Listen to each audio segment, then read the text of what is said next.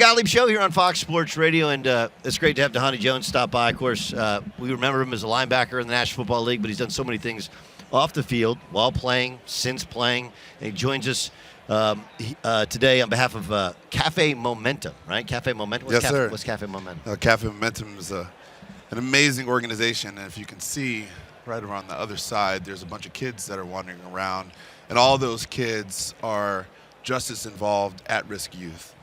They've come out of the juvenile justice system, and they've found a new way in order to kind of build themselves back up and find a way to be empowered and find a way to get people to believe in them, right? Our system is your table's a little wonky. Yeah. Our systems are a little bit messed up, right? And there's a lot of problems that we need to solve in society, and so Stand Together works alongside Stand Together Foundation and Player Coalition and the NFL to identify these different places where a restaurant can actually go into place, right? And so we have a restaurant in Dallas, we have a restaurant that's soon to be coming to Denver, and hopefully places like Baltimore, where these young people can go out of the system and into these restaurants and find a new way to live life. So they work? Yeah, they work. It's a 12-month program of which they actually get paid, right? And they start off as you start off as washing dishes, and then you become like a line cook, and then you start working and serving people. And so it's a great way to, what I like to call, rewire yourself. Right. So but why do you do this? You know, like so many guys, they do it when they play because they like it to look good, right? You don't have to do this. Why? No, I think it's important to give back. I think that's number one. I think it's number two. There are some big problems in society today that a lot of people are walking away from and not moving towards. And Stand Together, we move towards things. We don't walk away from things. During COVID, there were a lot of people that were financially affected due to COVID-19.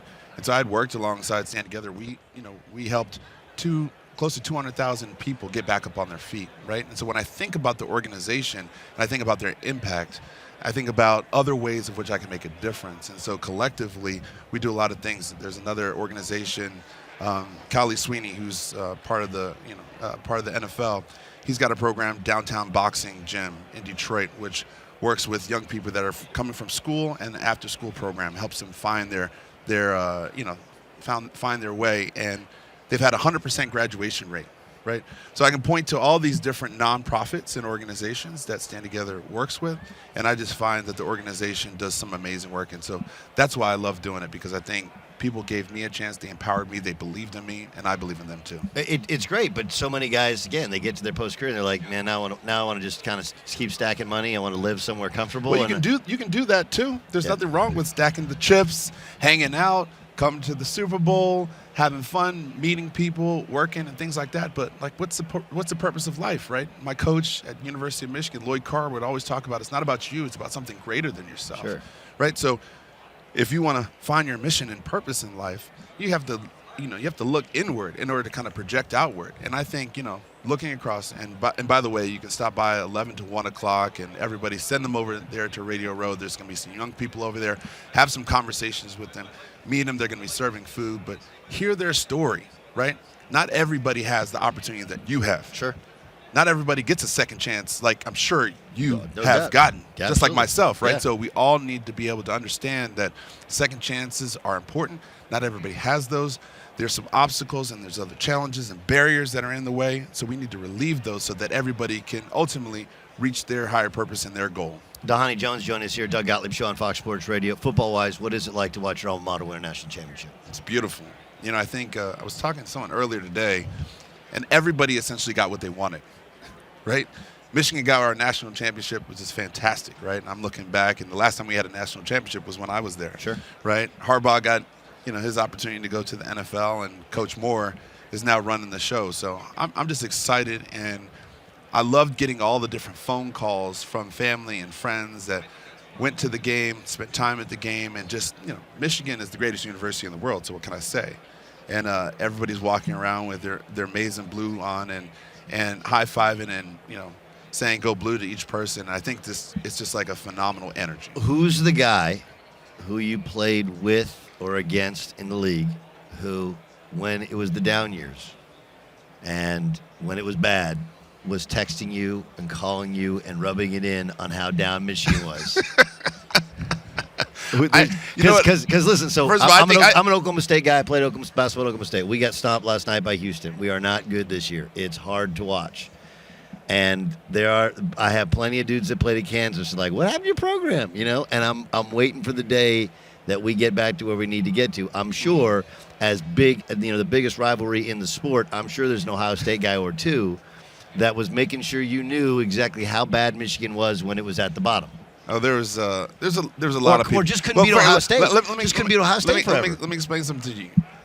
Everybody looks towards Michigan, and they know that we've always been on the mountaintop. So I could just point to any and everybody that's walking around Media Row, and every single one of them has said to me at some point before we won the national championship, how's Michigan going to do this year?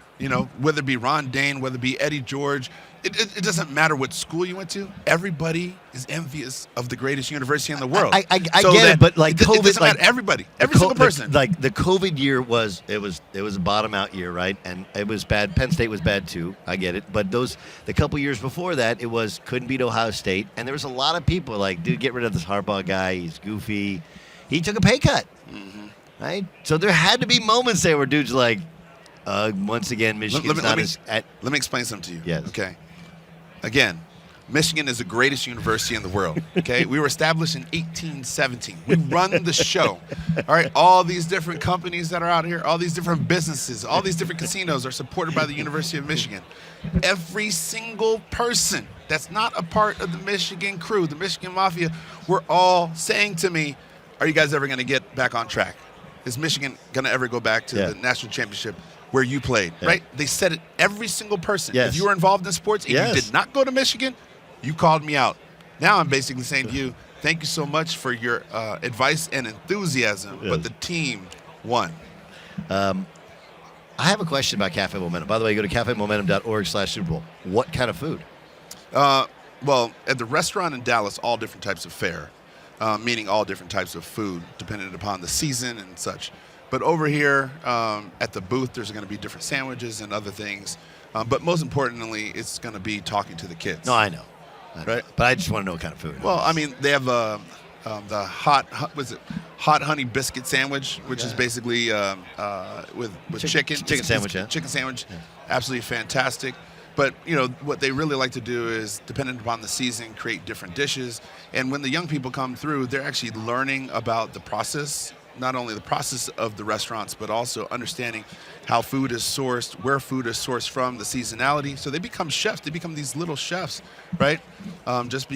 So everybody's learning a specific thing, and they change. They change pretty frequently. Don, it's good to catch up, man. Thank you. Thanks for what you're doing. I appreciate it. It's cafemomentum.org/Super Bowl.